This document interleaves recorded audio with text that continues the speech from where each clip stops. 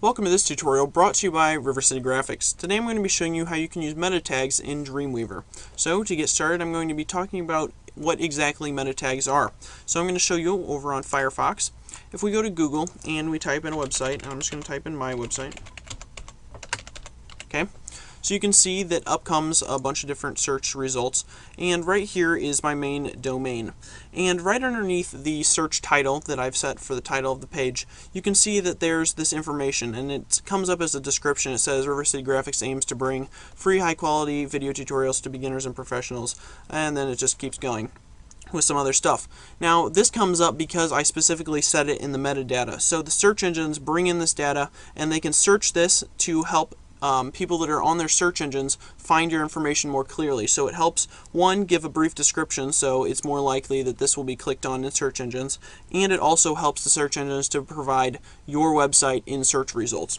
So along with this description and the keywords meta tag, then you will be able to show up in search engines more frequently. So if you click on this link here and you go to View Page Source, you can see exactly what I'm talking about right here. In the header I've taken and we have meta description and meta keywords, and I'm just going to show you how you can go through and create those adequately. So we're just going to head over to Dreamweaver, and I'm just going to create a mock site real quick. So we're just going to go and create a new HTML. So we're just going to set it up such as you might have it for your website. So we're just going to create something real quick. So in Design View, I'm just going to insert a table. We'll make it 3 rows, 1 column, 1000 pixels, that's fine. So then we'll just make it, let's call it beach side attractions. And then we can take and go over to the code, and we can put a header on there.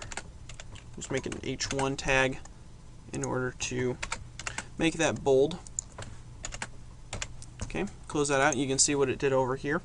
And then we'll just add in some text. I'll just paste in some lorem ipsum text that I copied earlier. It's basically just default text to mock up what something's going to look like. So it's perfect for this situation. And then the middle table piece, we're just going to take and insert an image. And we'll just throw in, I have this, we have a beach image. Beach image, okay. Alright, so we can just take and put beach on there. Alright, click OK. Alright, there you go. So you can see that our little mock site. So now the importance of this is if we just upload this right now, sure, the search engines might find our website based on this content, because I'm sure it would be filled with things about beachside attractions. But in order to give it an extra oomph, and the tags and the descriptions are shown in other places, we're going to go over and we're going to add some meta tags. So we're just going to go over to the code view. And then up at the top in the head tag right here, you can see all the head data. We're just going to take, and I'm just going to separate that out so we can see it a little bit better. So I'm just going to space it out around it. So you can see that Dreamweaver automatically puts some things up in here. And we have this title, and if you haven't been setting a title, you can either do it up here, or you can do it right here, and we're just going to take and put in the same thing. So that's probably even more important than the meta tags themselves. Make sure that you have a title set. But then the meta tags are probably the second most important thing as far as search engines go, besides having great content already. So what we're going to do is I'm just going to have an open bracket. We're going to type meta space name, and then equals 2 quotes. Inside of those quotes we're going to write description. Okay, and then we're just going to have a space after that, and we're going to type content equals quotes, and then space slash close bracket. Alright, so now that we have description and content set, I'm just going to copy this, and we're just going to paste it underneath. So now for the name for the second one, we're just going to put in keywords. So these are both things that Dreamweaver recognizes. So the description is, of course, the description, and the keywords are like tags, like on YouTube when you upload a video. You put some tags which help people find it. And what YouTube is doing is it's actually taking those tags and it's making them into the keywords. It takes them and puts them right here in the content part and helps the search engines find them as well as other people on YouTube. So it just shows that major websites are also using this, and it's quite important in search engines. So what you want to do when you're trying to come up with a description and keywords is come up with words that are very often seen in your content. So if we were writing about beachside attractions, we might say like, there are many fun and exciting attractions to discover while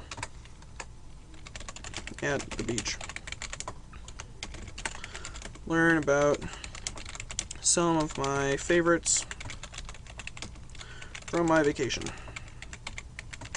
Okay, so now we have some basic text there for our description. So now what we've done in this is we have like, we've got discover, and we've got beach, and we've got fun and exciting attractions, we've got vacation, words that people might be searching in the search engines.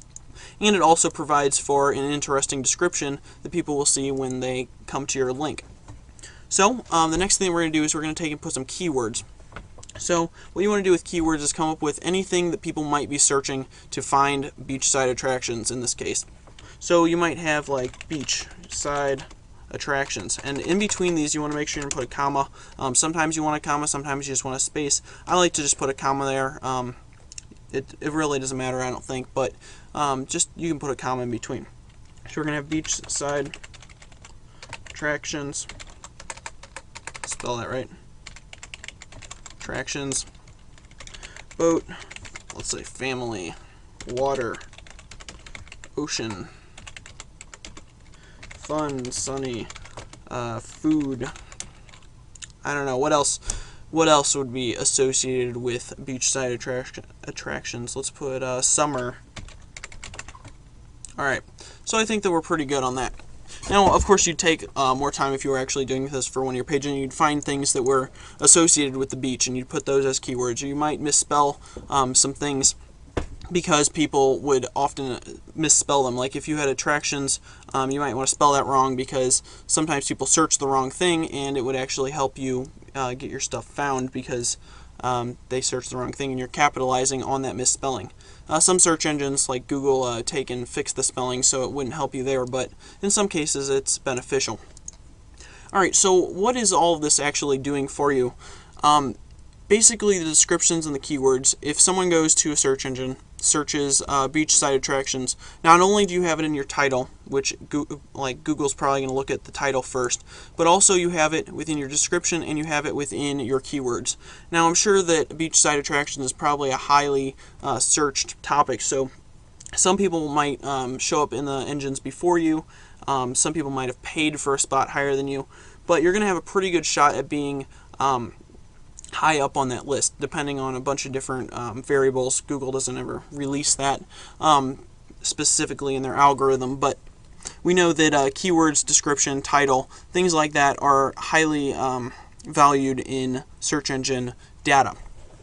So by taking and setting these description and keywords, then you can help capitalize on the fact that Google's looking for those, and it'll bring you more traffic in the end.